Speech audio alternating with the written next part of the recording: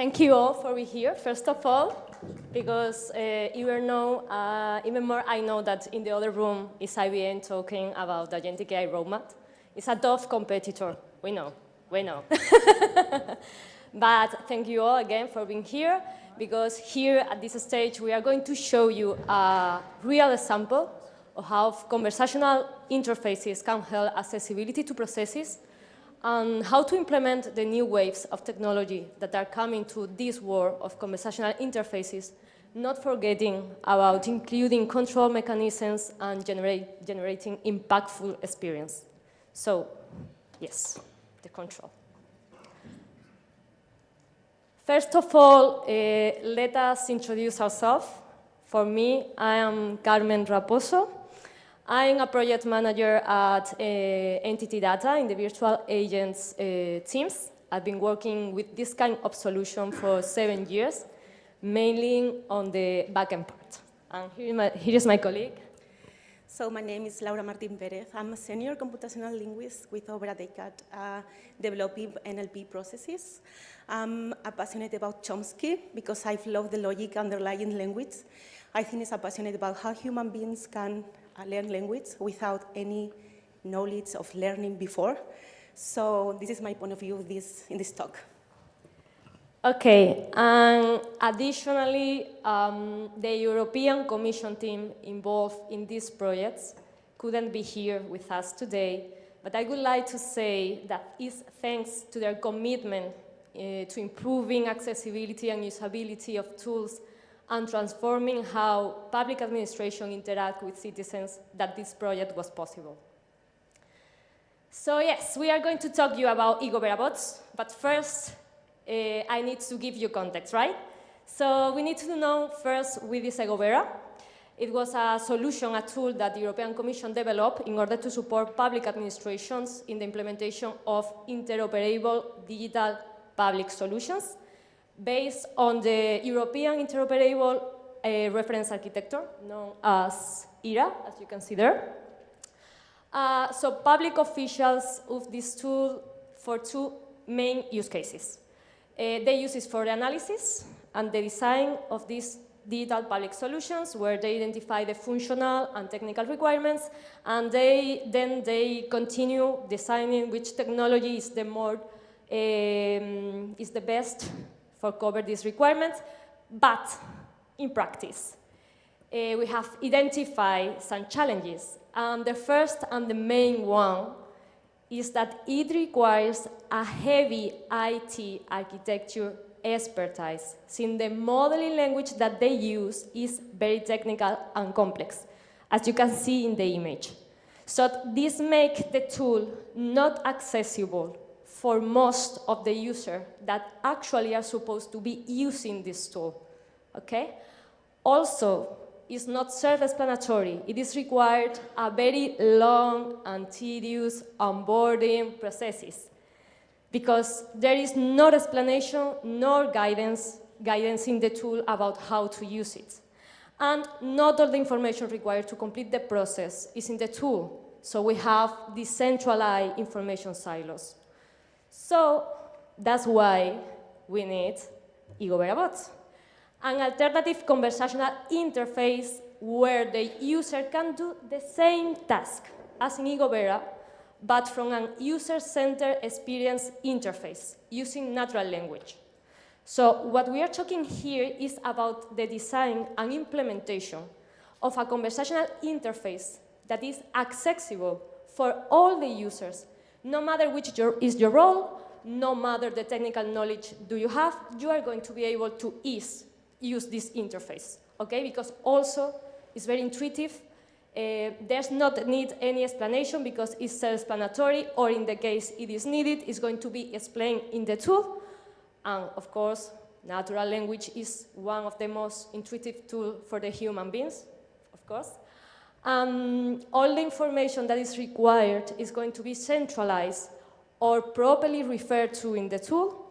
And last but not least important, because it's our main focus here, is that we are going to have personalized experience based on the use case and on the role of the user that is using the solution. So how did we solve this? We came to the conclusion about having one single interface, but with two different virtual agents coexisting there. So the first one and the main one is the modeling virtual agent. Its function is to guide the user through the process, all the analysis and design process, making it a very clear and guide with no confusion process. What we use, you can see a lot of different visual resources, very intuitive, in order to make easier the collection of the data required for this process. Also, all the information that is needed and is mentioned in the process is explained or referred by hyperlinks. We added to the interface, you can see there at the top of the interface, a progress process market, because they are very long processes. It may take between 10 to 15 steps to complete a process, so it can be frustrating to be completing one step over another without having any idea when the process will end. And the user will be able also to download this process, so they can interrupt the conversation whenever they want, and to resume it later by uploading that file. And if the process has already been complete, they are going to be able also to download the file related to the model itself. And on the other hand, we have the health center. As I told you before, we had decentralized information silos. So here we have a different agent. Basically, it's a RAG agent. It's an agent that is integrated with all the knowledge base that the user needs to consult in order to resolve these informational doubts. So it's a complementary agent, and they are not combined in only one agent, because by this way, we don't interrupt visually the modeling conversation and avoid generating more confusion about the process that is already very complex. And now, I leave you with my colleague on good hands. Thank you, Carmen. So we have just seen that eGOVERABot is one of the many examples with which entity data is transforming the way user is communicating with machines. By now, we all know that generative AI has changed the paradigm of the way we are communicating with machines. I feel like until now, people have to adapt the way we are speaking with machines. So I think it's time to change. So it's time to machines to adapt the way we are speaking. If I can think an example, we are used to use very long menus when we speak with machines, like, if you want to talk to an agent, please press 1. This is not very natural way. We don't speak like this between humans, so why we have to speak this with machines? So thanks to generative AI, the paradigm has changed, as I said, because we can fulfill these 4 principles. So the first one is maxing of quality, like provide information that is true and well supported by evidence. Number 2, maxing of relevance, ensure your responsive are relevance, consider the entire context of the conversation and take into account the received information. Number 3, maxing of quantity, provide information that is just enough for the purpose. So avoid giving more details. We don't need it when we talk, so be efficient in your message. Then maxing of manner, use clear and simple language, avoid ambiguity, be orderly, and be empathic with the people that are listening to you. So these things we cannot have it before in virtual agents. We try so much, but we have a technology barrier that I think with generative AI we are solving these problems that we had it before. So here we have 2 examples of conversations. Like on the left, we have an example of how we feel the communication has been so far. We have some kind of interactions, and here what we can feel is the virtual assistant do not remember our data. So we have to explain every time the same information when you communicate with some companies through every channel. So this is very frustrating for users. I mean, it's very tough. And then as well, the virtual assistant needs many interactions until we get what the customer needs. So we have to speak a lot to get what we need. And finally, sometimes you are angry or the customer is angry because some issue, and the personality of the the virtual assistant don't move. It's not empathic with the user. So maybe you are worried, or maybe you are angry, super angry, and then you just call your company, and the virtual assistant is, hi, hello, and you are, come on, I'm very angry. So then we have an example in the right part that it's an ideal scenario, how we imagine the conversation between human and virtual assistant. It's the same example, but the virtual assistant just needs one interaction until the customer gets what we need, and is empathetic with the user, and it's ideal scenario. So this is what we are building. So at this point, if I were you, I was wondering, like, what components do we need to achieve this effective communication, or as well, what kind of technology what we have to use to make this possible. So here it is, architecture based on generative AI models that we are developing on entity data. So let's start from the left, or the right in this part. So a user starts the conversation through a channel, and then we have this transformation layer that it's helped to shape the message in order to be interpreted by a machine. And we can also add some metadata, like, for example, the language, because I think every user it's important to communicate in our mother tongue, because we always use sometimes English or sometimes Spanish, so I think it's not fair for the user. So we have this transformation layer just because of that. And then we have this customer data platform that, where we collect all the information from different platforms for the users, so we can anticipate what's going on. So for example, you have a reservation in a hotel, and maybe you have some issue in your booking, or some before you arrive at the hotel. So that's very important for the users. Then we have this user experience layer that is the visible part of the user, because it's the interface. We can adapt it through channels. We can adapt it in order to the language, client brand, and so on. And the main part, the brain of the system, the heart of the system, is this interaction management. This interaction managed order and collect to another agent to report and to make some actions. That is the final answer we are going to give to the user. So the first one, this module send requests, the first one to the knowledge. In this module, what we do is an agent, what we collect all the context of the previous conversation. We save information from the user from the past conversation, and as well, we save information from webs, documents, and so on. So we can make the answer more complex and more efficient, because we can customize for the user. Then we have the tool that this is the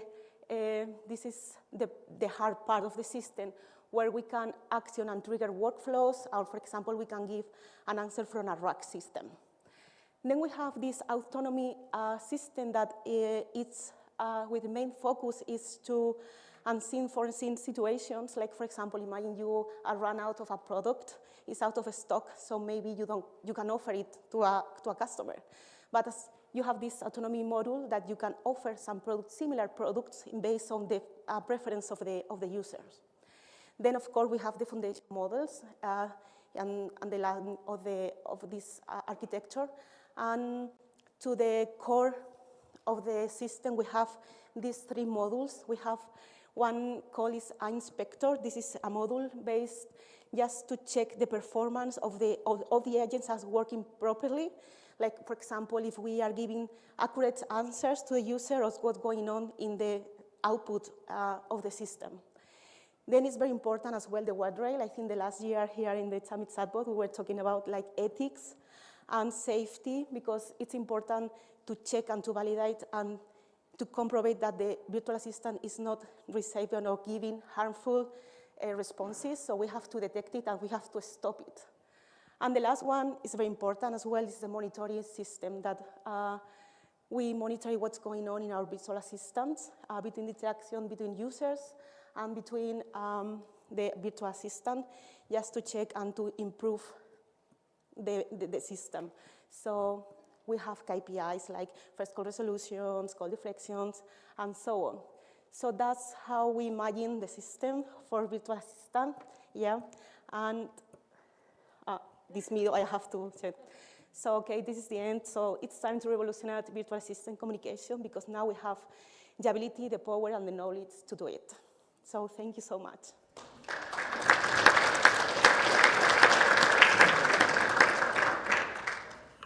Thank you so much. Very, very nice presentation, very insightful. At this point, I'm going to put on the hat, because Carmen was asking me before. You have to tell the story of the hat. Because you made, like, stay here, because it was a really good, it was a really, really nice presentation. I think you made some really nice points also about, how we change the paradigm. I really loved that point. I think previous speaker mentioned, for anybody who's been in this space since 2016, you had a lot of these cases where, like, you're saying, like, I'm so angry with this, and before GenAI, you had to anticipate all possible ways, and often this general mistake in flow building was, like, that the general confirmation phrase, as you said, was great, right? So, like, I'm so angry, great. Let's move on to the next. Let's move on to the next point, and now to the hat.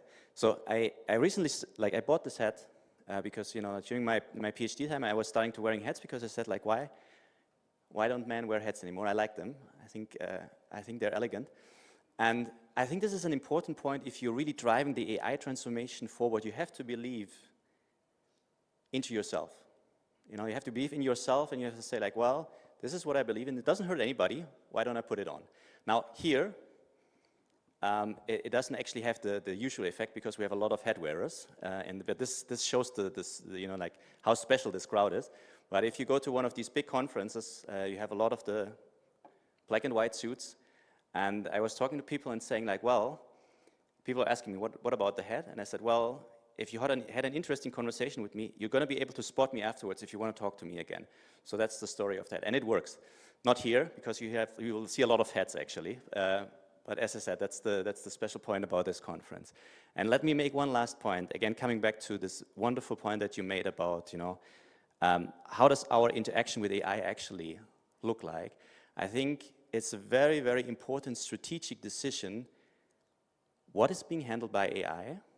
And even if, like, AI can perfectly handle a case, which cases are not handled by AI? So, like, let me give you one example. Take a life insurance case. Someone is calling and saying, like, my wife just died. That is not the case for an AI agent. It's just wrong. It's plain wrong.